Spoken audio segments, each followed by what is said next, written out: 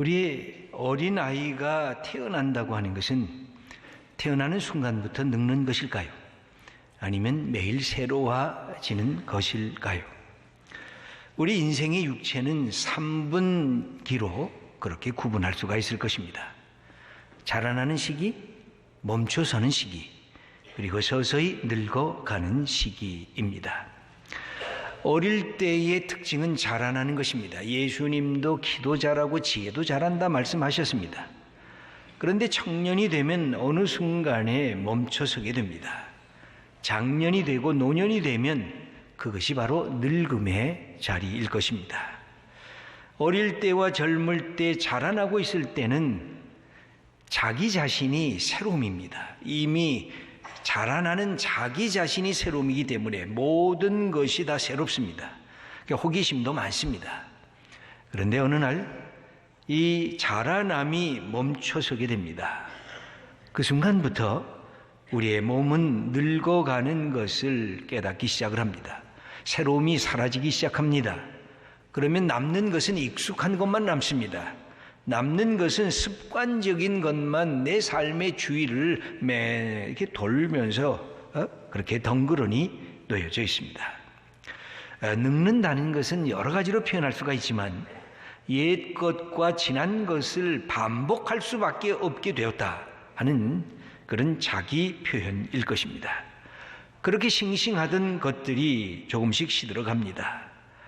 여러분, 우리가 나이가 들면 들수록 새로움이 그렇게 그립게 되는 것은 바로 새로움이 우리의 멀리 떨어져 있기 때문에 그렇습니다. 우리가 할아버지가 돼보고 할머니가 돼보면 어린 손자, 손녀의 그 모습 그 자체만으로도 새로움을 느낍니다. 아, 이것이 새로움이구나. 여러분, 그렇다고 하면 우리에게 새로움은 다시 안 오는 것일까요? 나이가 세상 사람의 나이로 39살이 됐다는 것은 뭘 뜻할까요? 이제 청년의 나이를 넘어서 장년, 중년의 나이로 들어가고 있다는 말일 것입니다. 젊음과 늙음의 분수령 속에 우리가 도달하고 있습니다. 그렇다고 늙었다고 하기에는 아직은 너무 젊습니다. 그렇다고 젊다고 하기에는 인생의 절정을 향해서 이제 달려가고 있기 때문에 지금의 우리의 모습이 매우 중요한 것입니다. 우리 교회가 내년에 40주년을 맞이하게 됩니다. 내년은 또한 종교개혁자였던 마틴 루터가 1517년에 종교개혁을 시작했던 지 500주년이 되는 해이기도 합니다. 그래서 우리 교회의 주제를 다시 새롭게, 다시 거룩하게 하는 그 주제로 정하려고 합니다.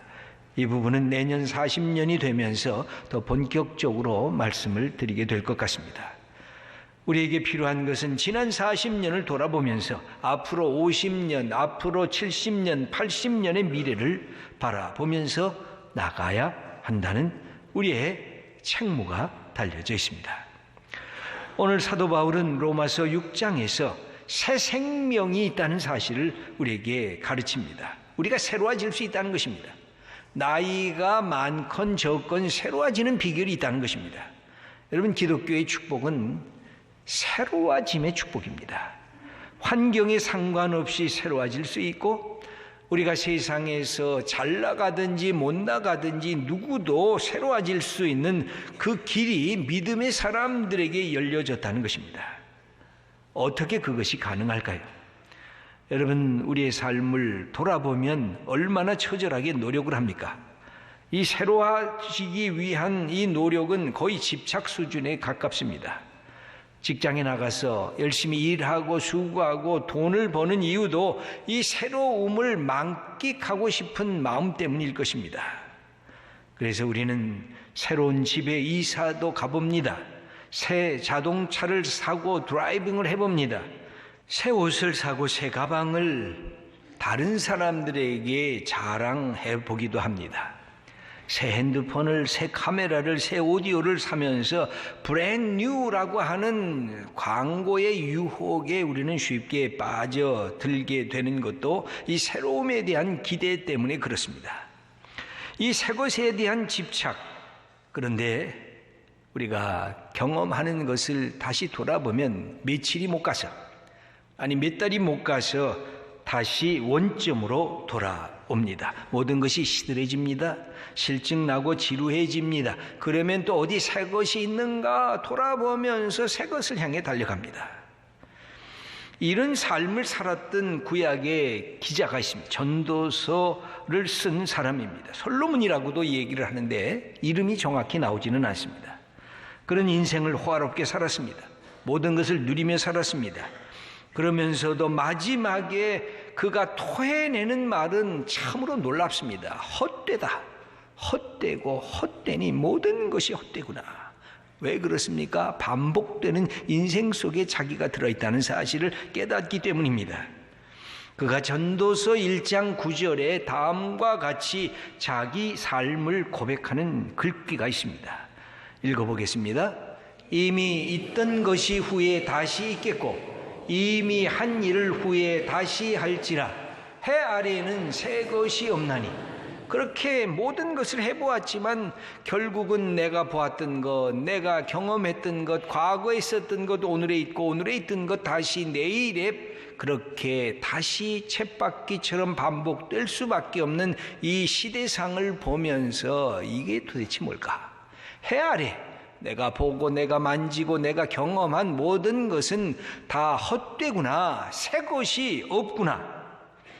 저는 이 말씀을 통해서 제 신앙의 기초를 삼게 됐습니다. 해 아래 새 것이 없구나. 정말 해 아래는 새 것이 없구나. 그렇다고 하면 어디에 새 것이 있을까? 해 아래 새 것이 없다고 하면, 내가 보는 것, 만지는 것, 경험하는 것이 새 것이 없다고 하면 이것은 해 위의 것으로부터 새 것을 우리가 받아야 되지 않을까? 해 위에 있는 분이 누굴까요?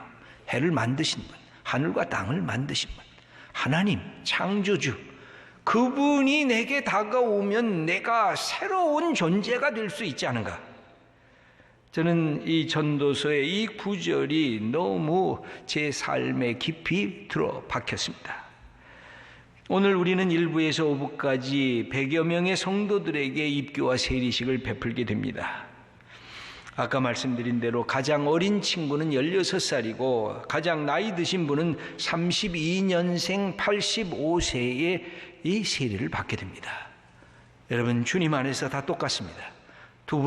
두 나이가 그렇게 차이가 나도 새로워질 수가 있는 것입니다. 주님 안에서. 왜냐하면 이 지상이 아니라 하늘 위에 계신 분과 접선이 되기 때문에, 접촉이 되기 때문에 그런 것입니다. 이것이 세례의 축복입니다. 오늘 사도 바울은 로마서를 통해서 우리에게 중요한 말씀을 가르칩니다. 새로워지려고 하면 어떻게 하면 되느냐? 새로움의 근거이시고 새로움 자체이신 예수님과 함께 죽고 예수님과 함께 살면 그것이 새로움의 길이라 우리들에게 가르칩니다.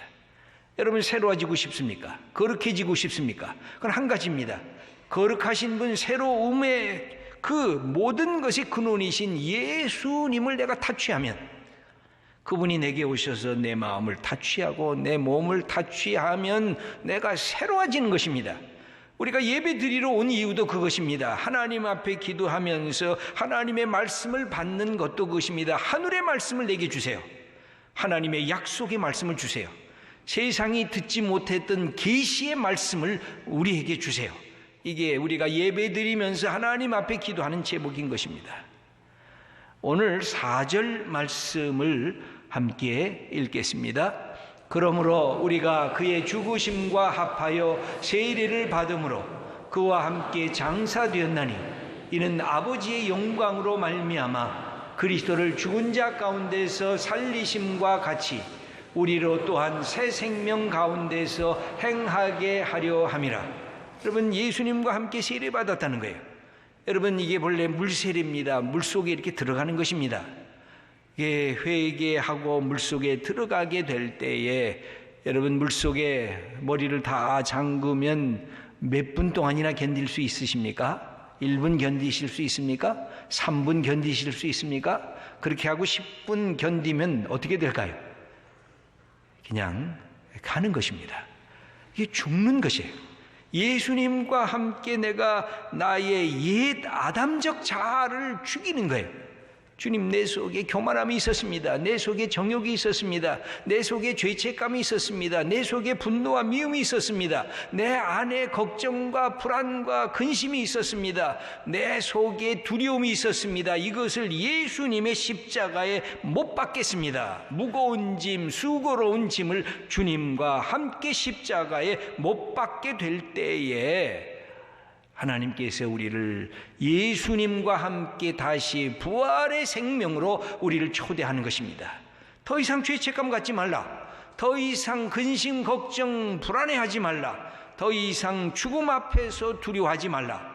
내가 너를 용서하고 내가 너를 나의 아들과 딸로 세운다라고 하는 하나님의 말씀을 들으면서 우리가 다시 서는 것입니다.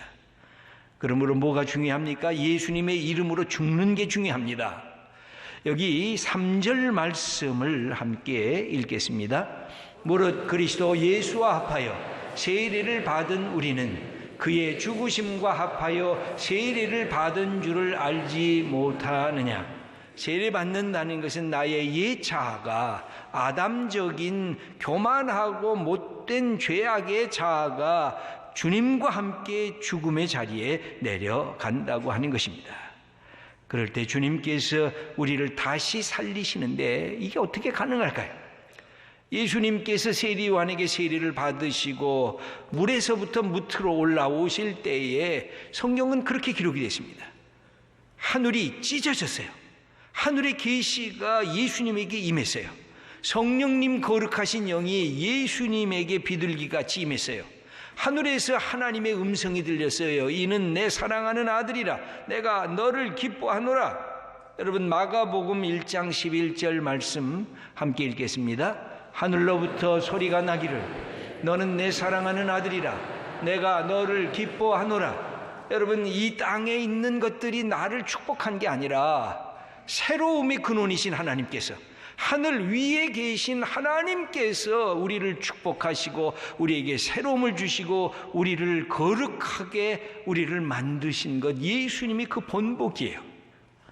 그래서 예수님께서 우리의 죄악을 다 뒤집어 쓰시고 왜 십자가에 못 박혀 죽으셨기 때문에 우리가 예수님과 함께 세례를 받는다는 것은 바로 주님과 함께 다시 부활하고 생명을 얻기 위한 하나님의 은혜의 역사인 것입니다.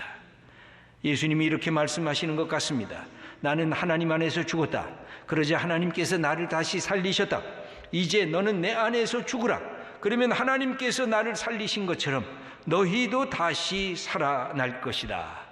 예수님에게 생명이 있고 예수님에게 새로움이 있고 예수님에게 계시가 있고 예수님에게 하나님의 주신 거룩함이 있기 때문에 그렇습니다. 그러면 새로움의 목표는 뭘까요? 6절 말씀을 읽어보겠습니다. 우리가 알거니와 우리의 옛사람이 예수와 함께 십자가에 못 박힌 것은 죄의 몸이 죽어 다시는 우리가 죄에게 종노릇하지 아니하려 함이니. 예수님께서 우리에게 오셔서 세례 받으시라고 한 이유는, 당신도 스스로 세례를 받으신 이유는 더 이상 너희들은 죄의 종이 아니다. 너희들은 사탄의 종이 아니다. 하나님이 너희에게 주신 기쁨 사탄에게 빼앗기지 말고 하나님이 너희에게 주신 평안, 하나님이 너희에게 주신 이 자유와 해방의 축복을 결코 죄와 사탄에게 빼앗기지 말라. 너희는 하나님의 자녀다, 자유로운 자녀다, 이 사실을 가르쳐 주시는 것입니다. 여러분, 예수 믿으면서 억압을 당하면 잘못 믿는 것입니다. 예수님은 우리를 자유롭게 하시는 분이고 우리의 두려움에서 탈출하게 하시는 분이고 우리를 하나님의 사람으로 내가 얼마나 소중한 존재인지를 깨우쳐 주시는 분이 예수님이시고 성령의 역사인 것입니다. 그러므로 사도 바울은 이 놀라운 사실을 알고 선포를 시작합니다. 고린도후서 5장 17절의 말씀입니다. 그런즉 누구든지 그리스도 안에 있으면 새로운 피조물이라. 이전 것은 지나갔으니 보라, 새 것이 되었도다. 새 것이 된 것, 새로운 피조물이 된 것. 어떤 경우에?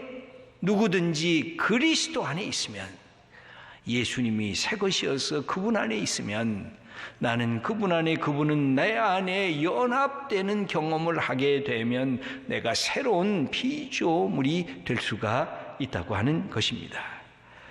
사랑하는 귀한 성도 여러분, 오늘 세례받은 우리 하나님의 자녀들을 축복합니다. 예수 믿는 것이 얼마나 좋은 것인가. 우리의 자랑이 되고 우리의 기쁨이 되고 우리의 감사가 되는 것. 저는 예수 믿는 게 다른 게 아니에요. 하나님이 그 안에 계시고 예수님 안에 계셔서 그분이 내게 믿음을 주셔서 예수님이 자랑스러우면, 예수님이 사랑스러우면, 예수님 앞에 서면 감사하면 최고의 신앙이에요. 그분 안에 하나님의 생명도 진리도 죄 용서도 은혜도 평안도 기쁨도 자유함도 모든 것이 예수님 안에 있기 때문에 그렇습니다. 사랑하는 귀한 성도 여러분, 다시 새롭게, 다시 거룩하게 한 가지 길입니다. 예수님을 붙잡으세요. 예수님을 자랑하세요. 예수님 바로 우리의 주님이십니다. 그분을 통해서 우리가 하나님의 자녀가 되는 놀라운 길이 열려졌습니다. 하나님을 부르세요. 내 아버지요, 아버지요, 내가 당신의 아들입니다. 내가 당신의 딸입니다.